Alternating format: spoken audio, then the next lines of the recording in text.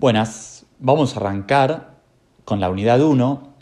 En primera instancia vamos a mencionar los artículos y el contenido en general del Código Civil que necesitamos saber para esta unidad. Y posteriormente vamos a proceder a hablar del contenido ya sea histórico o dogmático que necesitamos entender para esta unidad, que por supuesto que no está en el código, pero la bolilla lo pide.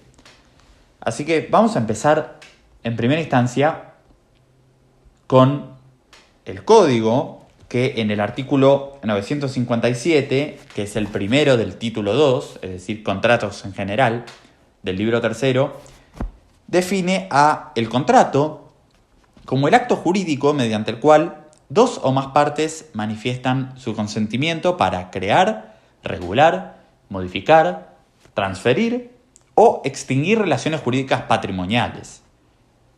Luego también tenemos que tener en cuenta la libertad de contratación, es decir, que las partes son libres para celebrar un contrato y determinar su contenido, dentro de los límites impuestos por la ley, el orden público, la moral y las buenas costumbres.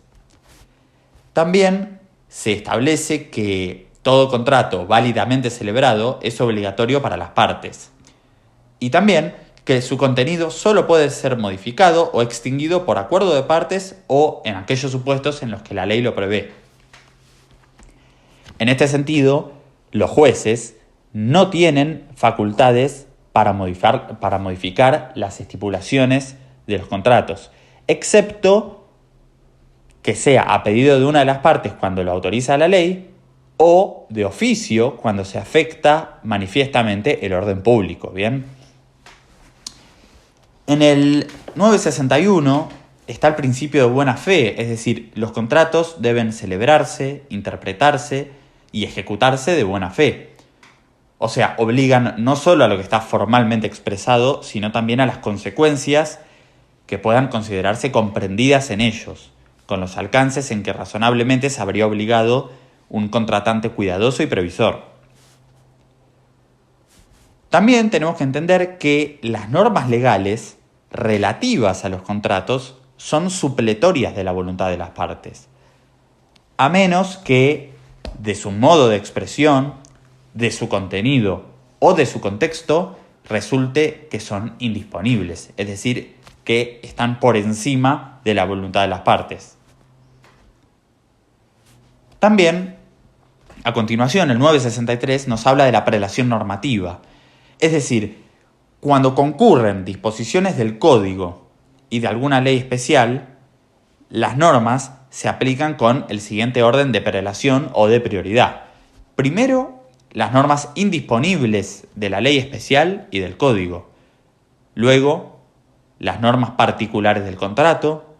En tercer lugar, las normas supletorias de la ley especial. Y por último, las normas supletorias del código. También tenemos que hablar de la integración del contrato, es decir, cómo el juez puede completar el contrato cuando existe algún vacío legal en el mismo. El contenido contractual se integra con, primero, las normas indisponibles, que se aplican en sustitución de las cláusulas incompatibles con ellas.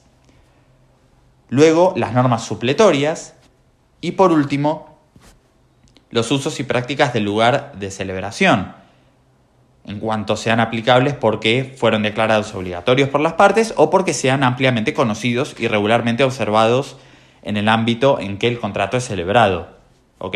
Excepto que la aplicación sea irrazonable.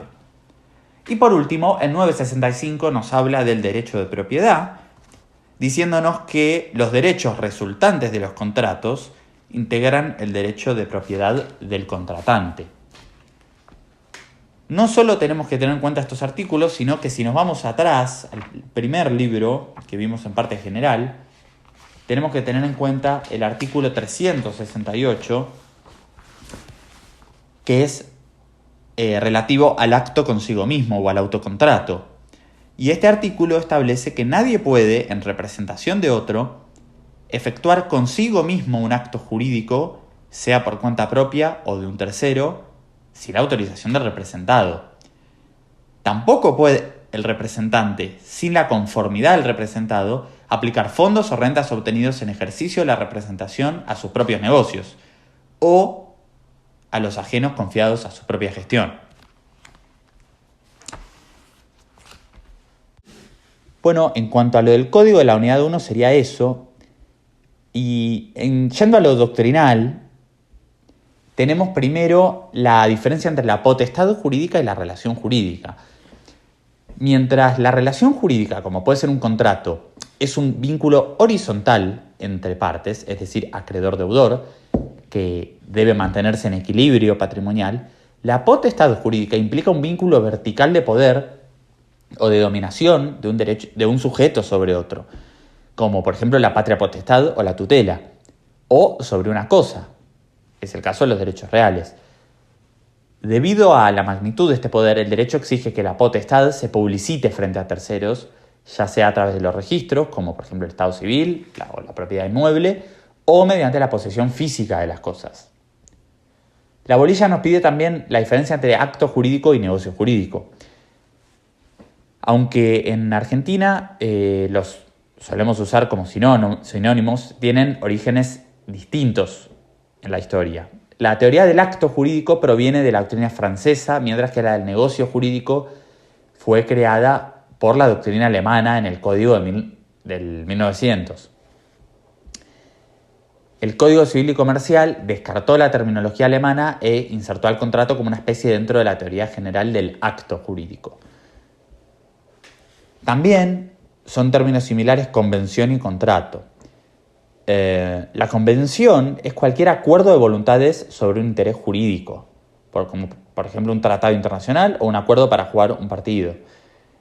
Mientras que un contrato es una especie patrimonial de la convención que exige estrictamente prestaciones susceptibles de valoración económica.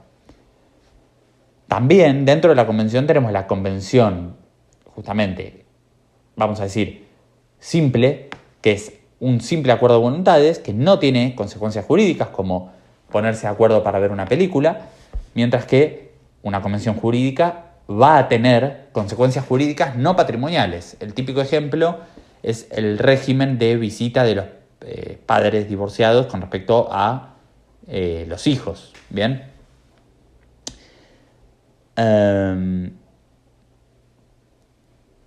También tenemos que tener en cuenta las teorías de las relaciones contractuales de hecho.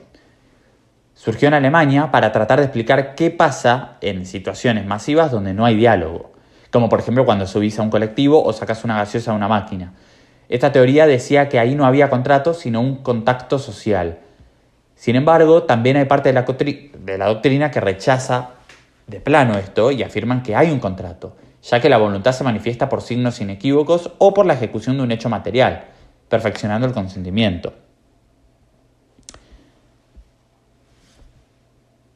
Económicamente, el contrato es la principal herramienta para el intercambio de bienes, la distribución de la riqueza y el reparto de riesgos.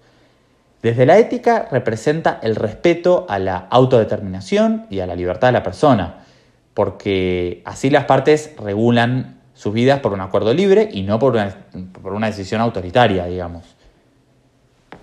Tenemos que distinguir al contacto con la ley, porque la ley es una norma de alcance general dictada por el Estado.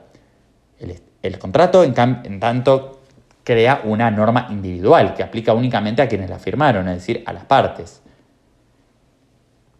La diferencia con el acto administrativo es que en los contratos en los contratos del Estado, es decir, el derecho público, la administración pública tiene facultades exorbitantes, pudiendo modificar o resolver el contrato de manera unilateral, algo que está terminantemente prohibido en el derecho privado.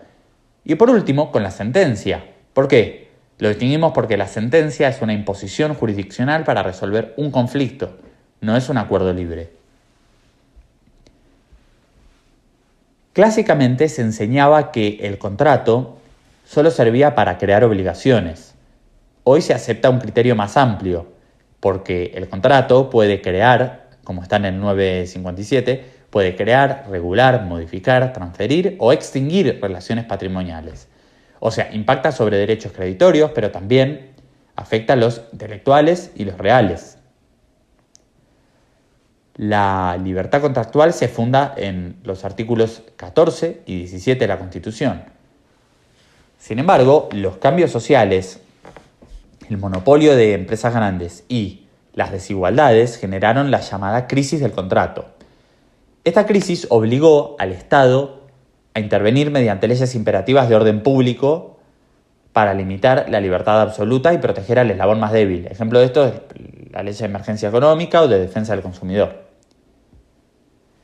La buena fe, que antes nombrábamos en el 962 o el 963, tiene dos acepciones. 961, perdón. La buena fe, creencia o subjetiva, es el estado psicológico o la convicción íntima de una persona de estar actuando conforme a derecho. Mientras que la buena fe, lealtad o probidad es un estándar de comportamiento honesto, leal y colaborativo que se exige imperativamente en la celebración, interpretación y ejecución de los contratos. Bueno, hasta 2015, Argentina sufría la duplicidad de tener un código civil, de Vélez, y un código de comercio. Esto generaba enormes problemas interpretativos. O sea, por ejemplo, había contratos de compraventa civiles y comerciales con reglas distintas. En el 98 hubo un proyecto, después de varios intentos frustrados, y fue el gran pilar y la fuente directa de inspiración del actual Código Unificado del 2015, que ya planteaba la unificación y una teoría general moderna. Nuestro sistema se enriqueció estudiando los intentos de armonización de Europa para acercar el sistema continental con el anglosajón. Tuvieron también bastante influencia el proyecto del jurista escocés Herbie McGregor, los principios del derecho europeo de Ole Lando y el Código Europeo de Contratos. Y por último, tenemos que recordar, que ya lo vimos en materias pasadas, la teoría del título y modo, a la que Argentina, o mejor dicho, el ordenamiento jurídico de nuestro país, adhiere. En Argentina, el contrato de compraventa no transfiere la propiedad de la cosa. El contrato funciona únicamente como el título, es decir, la causa fuente, que genera la obligación de transmitir. Para que el comprador efectivamente se convierta en dueño frente al mundo, erga omnes, necesitamos cumplir con el modo, que es la tradición, es decir, la entrega material de la cosa, sumado a la inscripción registral si se trata de inmuebles o de muebles registrables. A diferencia de los contratos, donde rige la autonomía de la voluntad y las partes pueden inventar figuras innominadas, los derechos reales, como el dominio, el usufructo, la hipoteca, son de número cerrado. O sea, esto se llama numerus clausus, que nacen exclusivamente de la ley y las partes no pueden crearlos ni modificarlos a su antojo. Bueno, en cuanto a lo del Código de la Unidad 1 sería eso. Y yendo a lo doctrinal, tenemos primero la diferencia entre la potestad jurídica y la relación jurídica. Mientras la relación jurídica, como puede ser un contrato, es un vínculo